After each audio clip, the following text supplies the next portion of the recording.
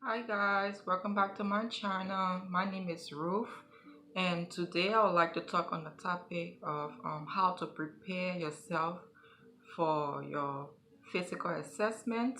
For most nursing school, that is like your first big skills test that you have to know how to do before moving on to clinicals. And since I just did mine, and before I started just thinking about it, hearing people talk about it, oh, that's your first skills checkout and check off rather. And I was so nervous. I was like, how do I even do this? I don't even know how to, like, even if I put the stethoscope on, I don't really know what to listen to. Like, how do I figure this out and stuff like that. So, but I was able to go through it successfully. And I said to myself, school just started, and there are some students who started like 2 weeks ago. They probably have not done that yet. Maybe I can share my tips that I used that helped me to succeed with them. And there are also some students who don't start school until they come in spring. So they might be out there searching for ideas on things that they have seen, or maybe they haven't even heard about it, but that's something you're going to have to encounter along your way. And well, I want to say thank you before proceeding to my viewers, those who have come onto my channel to watch this. And I say thank you so much. And also I appreciate your likes and a few of you who have commented. I try to respond to your comments as well. And yeah, I'm working on a lot of things. Hopefully I'll get better. So not to waste too much of time, I will go ahead with the video. So now, how do you, I'm going to be looking down a little bit because I made notes so I don't be all over the place.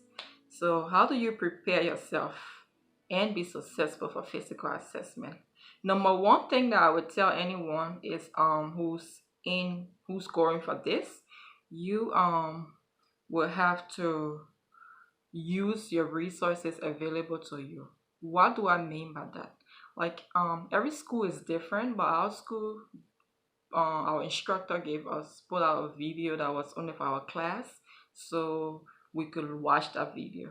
And what I did with the video, I kind of play it and listen to it through first, but it was moving a little, fast. I couldn't really figure out, looking, comparing it with what I had on my assessment list. So what I decided to do was to play a little section, like for example, the introductory part where I'll come in and greet the patient, check their, ask for their name and date of birth. So those kind of like the basic part I did, and then I'll pause it a little bit and then practice, like repeat everything she said. So I did that for the entire section, like little by little in practice. And so that's how you use your resources. It's okay to also use YouTube. There are a lot of physical assessment videos out there that you can use, but every school has certain things that they focus on more, and there are some that it's not like they don't do it in the assessment, but there are certain way they want you to do a certain things based on their policy. So it's good to watch YouTube to just have a general idea on what physical assessment entails, but follow your school guidelines. That's what I would suggest. And then so another thing that will come in handy is using, when it comes to your resources, is using people and things you have, especially for especially for physical assessment. You need a human being. That's why you practice on your fellow student. But at home you may not have, like I don't have kids here. It's just me and my husband, and he's either at work and when I'm studying, or he's sleeping when I'm studying. So he was really helpful. Like he would be tired and let me practice on him. But I was like, I don't want to be suffering this man, like I know I'm going to give him trouble. He's going to be my whatever during this process. Like I'm going to be using him to practice a lot of stuff, but this is too early. So use any other resources you have. Like I did not let the fact that I don't have someone to practice on a lot deter me. Let me show you what I mean. For example, I have this little man right here. He is so cute. He was given to my husband by my sister. Now this little man is inanimate. he's not alive, as you can see, but he looks like a real dog. I love him. Um, so he has eyes, ears, nose, and mouth. He has hands, he has legs. So I just thought to myself, I'm like, why is he here? Like, I can use this pet, like, to practice. So what I did, I went out here and used him to practice. Like, I would look at him and talk to him like I'm talking to a real human.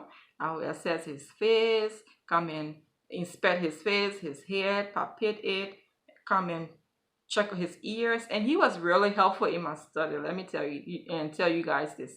Like, I had struggled with remembering to inspect and assess the ears for some reason because it's hidden. And because he has a big ear, like, I could not forget. I started to remember to do it. And so later on while I was practicing, I remember now that I need to come to the ears, and it was a part of me because of him. So you can use anything you have. Do not create excuses for yourself. Oh, I don't have no one to practice on. I used to hear some of my friends, they would say, oh, I practice on my son, I practice on my kid. I did not have that as an option, so I found something that was my option. So if you want something, you go for it. So let me not make this video too long. Another thing you can use is your labs. Make sure you go to lab and practice, because things like the blood pressure, checking your blood pressure, they have mannequins in the, every facility is different, but my school has like mannequins there where you can practice those dummies that you can practice on. They have real heartbeats and stuff and pulses and stuff. You learn to do that on them because sometimes you might be evaluated on those things. So go to lab whenever you can. I live far away from my school, but I drove there as many times as I could to practice. And then now I'll move on to the next thing when it comes to practice. Practice, practice, practice. After you have used your resources to get the idea or the knowledge, practice it so it can stick with you. And also, it also comes along with my next step, that is to be diligent. Like when you, like me, because since I'm driving far away, when it came to my physical assessment from home to school, I'll be trying to rehearse it in my head. I won't play music in my car, just rehearsing those things. And just like that, that's what I did for the week prior to my physical assessment, to make sure that I knew it without looking at the paper. And then when I get to school, I'll say, what did I miss? Just to test myself. And you also want to make note cards if you can, if you have the time. Sometimes if I don't have time, what I have developed and been doing for the past 4 weeks is just snap pictures of the page. Like, or certain important information you need to study, snap the picture of it. Most times when you're sitting somewhere, you don't feel like opening book in front of everybody, so you don't call attention to yourself like, oh, are you in school? You can snap your picture on your phone and no one's going to know what you're looking at. Nowadays, social media, everybody's on your phone, so no one's going to get into your business, know whether you're studying or not. You save yourself, questions from that and distraction as well. And now you have prepared yourself for this assessment, this big day. When you get there, I suggest, because most times for me, what I might know the material, but I allow my nerves to get the best of me. So what I suggest, you pray for calm. If you're someone who believes in prayers like I do, pray for calm. You have to study first, prepare, and then pray for calm. And also whenever, like when I was doing the process, like carrying on my physical assessment, whenever I felt a little nervous, I just took a deep breath. Deep breaths really help. Like, it takes away your nerves. And also what I did during my physical assessment, try to look at your student or your patient at the time that you're assessing. Do not focus on whoever is evaluating you. Focus on the patient. It puts you in the mind frame of being a real nurse or a real student nurse. So it helped me to not be distracted. I didn't care about what she was going to grade me.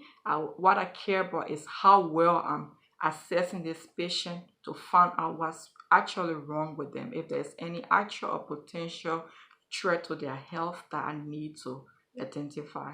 So this video is getting a little bit long. I'm going to stop here, and I'm going to encourage you guys to keep watching my videos, to subscribe and like. I'm going to bring up any nice important information that comes to my mind along the way to share and help. And I we ask any of you out there who are in nursing school or have done completed your nursing program, and you have any comment or something that I left out that someone else could benefit.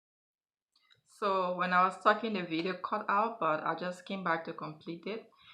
So if you have anything, like I was saying, comments or suggestion to make that will help someone else, go ahead and leave it in the comment. This can empower someone, educate someone, and this is a process. We all need to be supportive to each other.